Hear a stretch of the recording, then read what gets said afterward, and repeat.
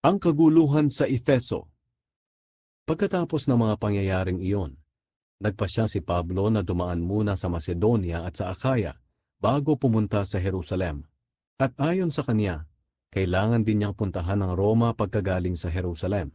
Pinauna niya sa Macedonia ang dalawang tumutulong sa kanya sa gawain ng Diyos na sina Timoteo at Erastus, at siya'y nagpaiwan muna sa lalawigan ng Asya.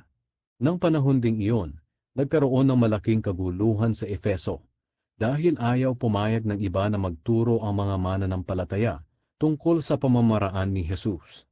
May isang platero roon na nagngangalang Demetrius.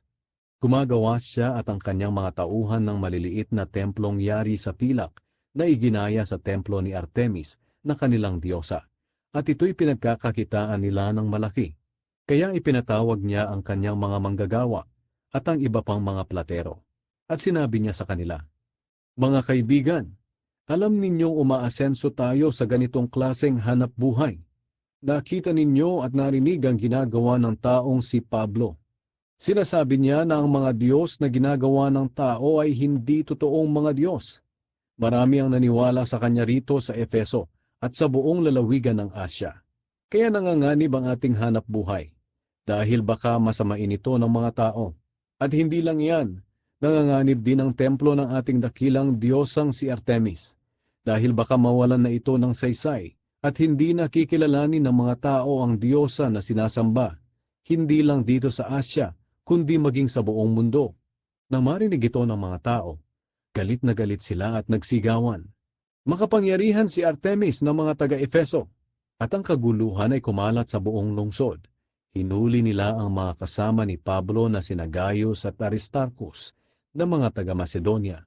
Pagkatapos sama-sama silang nagtakbuhan sa lugar na pinagtitipunan ng mga tao, habang kinakaladkad nila ang dalawa.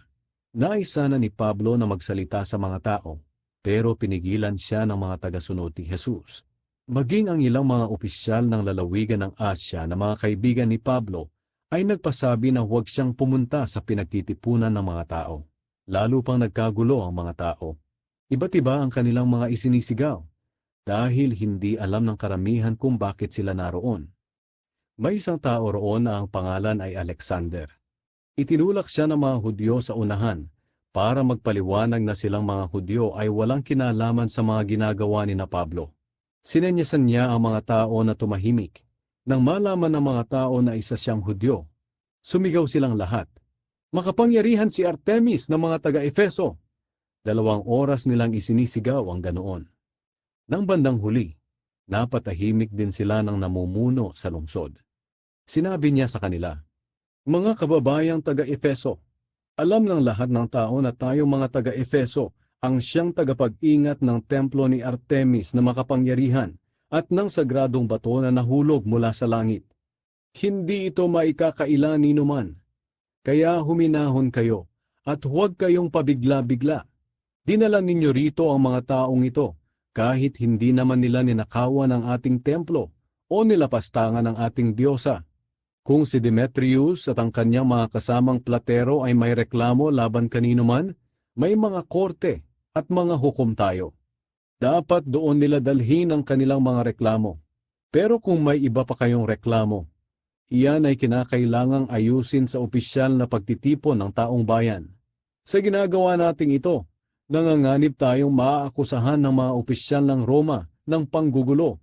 Wala tayong maibibigay na dahilan kung bakit natin ginagawa ito." Pagkatapos niyang magsalita, pinauwi niya ang mga tao.